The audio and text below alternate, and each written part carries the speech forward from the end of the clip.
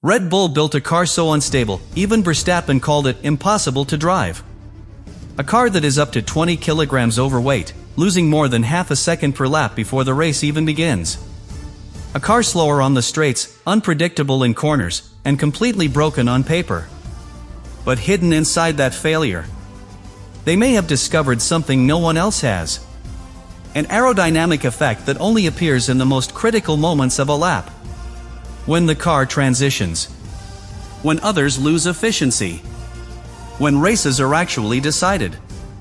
And if this is real, it is not just an upgrade. It is something Mercedes cannot copy without redesigning their entire car. Because this is not about adding downforce. It is about controlling airflow in motion. And that changes everything. Stay with me, because what Red Bull accidentally discovered inside the RB22 could flip the entire competitive order. Subscribe now, because this is where things get serious. At first, Red Bull did not even realize what they had. Because nothing about the RB22 looked special. It looked broken. Slow on the straights.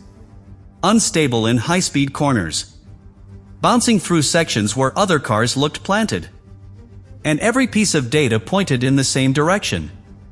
This car was not just difficult. It was fundamentally flawed.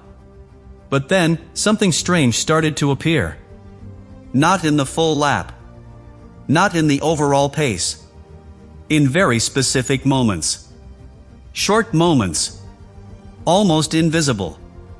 Because when the car transitioned, from corner to straight, from high downforce to low drag, from stability to release, for a fraction of a second, the RB22 became extremely efficient.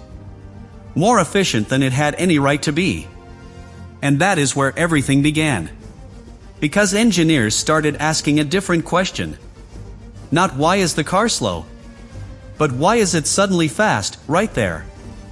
And that question changed everything.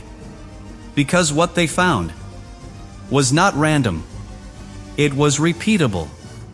Every time the car entered a transition phase, the airflow behaved differently. Cleaner.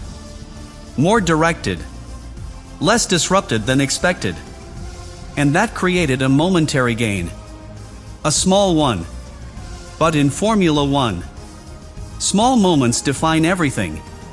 But here is where it becomes much more important. Because those moments are exactly where overtakes happen. Corner exit. End of the straight. The phase where drag matters most. Where acceleration decides position. And while other cars lose efficiency during those transitions, Red Bull's concept gains it. But here is the problem. Those moments do not last. Because immediately after, the instability returns. The car falls out of that optimal window. The airflow breaks again. And the advantage disappears. Which means one thing. The potential is there. But it is trapped. Locked inside a concept that cannot sustain it. Yet. And that is what Red Bull is now trying to fix. Not by creating something new, but by extending that moment. Taking that fraction of a second and turning it into something usable. Something controllable. Something that lasts. And that is where the new aerodynamic package comes in. Because this is not about adding more downforce. It is about stabilizing airflow during transitions. Making those moments longer. Smoother. More predictable. So the car does not just peak. It holds. And that is incredibly difficult. Because airflow at this level is chaotic. Sensitive. Influenced by everything. Ride height. Speed. Steering angle. Even tiny variations in the track surface. And that is exactly why no one else has this. Because no one else built a car like this. No one else pushed this concept so far. But here is where the story becomes even more intense. Because Red Bull did not choose this path. They were forced into it. By problems. By instability. By a car that refused to behave normally. And instead of abandoning it, they found something hidden inside it. Something valuable. Something different. And now, they are trying to turn that into an advantage. But this is where the risk reaches another level. Because extending that window means controlling something that was never meant to be controlled. And if they fail, the car does not just lose the advantage. It becomes even more unpredictable. Even harder to drive. Even more inconsistent. But if they succeed, then something very different happens. The RB22 stops being a problem and becomes a weapon. Because now, it is not just fast in moments. It is fast exactly when it matters. And that is something no datasheet can fully explain. But every driver can feel. And every rival will struggle to respond to. Because now, Red Bull is no longer trying to fix a bad car. They are trying to control a phenomenon. And that is a completely different challenge. Because fixing a car means improving something you understand. But this is about mastering something that only appears for a fraction of a second. Something that was never designed to exist in the first place. And that is where the real difficulty begins. Because to extend that aerodynamic advantage, Red Bull has to control variables that are constantly changing. Ride height, pitch, yaw, micro movements of the chassis, all happening at high speed, all affecting how the air flows around the car. And if even one of those variables moves outside the ideal range, the effect disappears instantly. But here is where things become even more complex. Because this is not just about aerodynamics. It connects directly to the biggest problem the RB22 already has. Instability. That bouncing behavior in high-speed corners. The unpredictable balance Verstappen keeps talking about. That is not separate from the concept. It is part of it. Because the same sensitivity that creates those aerodynamic peaks also creates the instability. And that means one thing. To gain the advantage, you have to live with the risk. And that is the trade-off Red Bull is trying to manage. But this is where the story takes another turn. Because instead of eliminating that sensitivity, they are trying to guide it, control it, shape it, using the new floor, new aerodynamic surfaces, subtle changes that do not remove the behavior, but channel it, keep it within a usable window. And that is incredibly difficult. Because now the car is not just reacting to the air. It is interacting with it. Almost like a feedback loop, where the car influences the airflow, and the airflow influences the car. Continuously. But here is the key detail. If Red Bull gets this right, they do not just stabilize the RB22. They create something no one else has. A car that becomes more efficient. Exactly during the most critical transitions of a lap. And that forces every rival into a completely different situation. Because how do you defend against something that is not constant? You cannot prepare for it. You cannot predict it. You cannot time your moves around it. Because the advantage appears and disappears exactly when it matters.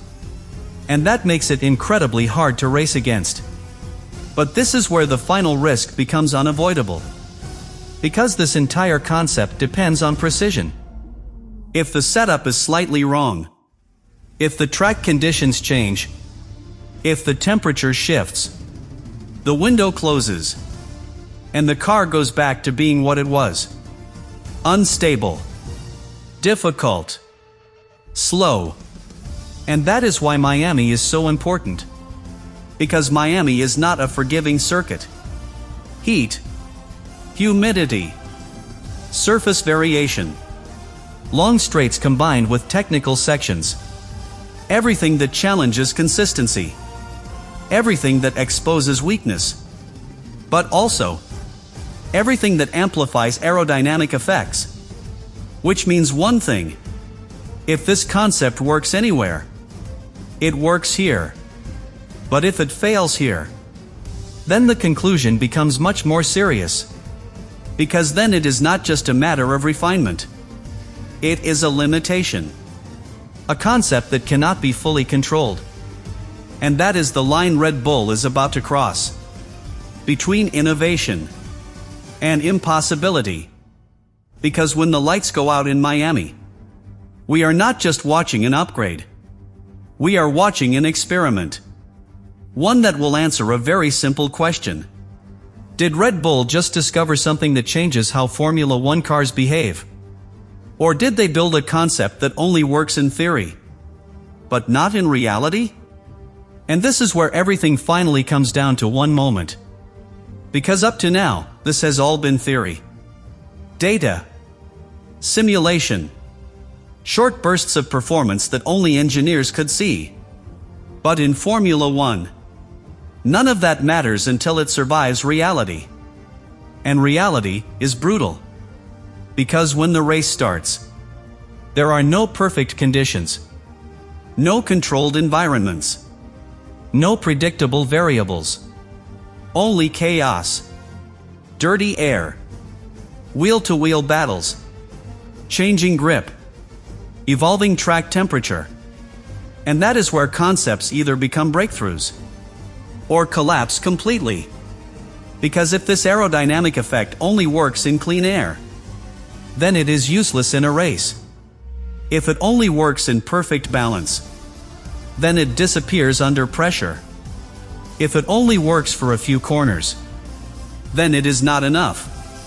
And Red Bull knows that. Which is why this is not just about unlocking performance. It is about sustaining it. Lap after lap. Fight after fight. And that is where the final challenge appears. Because now the RB22 has to do something it has not done all season. Be consistent. Not just fast in moments. Not just impressive in data. Consistent. Predictable. Reliable. And that is the hardest thing to achieve. When your entire concept is built around something unstable. But this is where Verstappen becomes the center of everything. Because he is not just driving the car. He is interpreting it.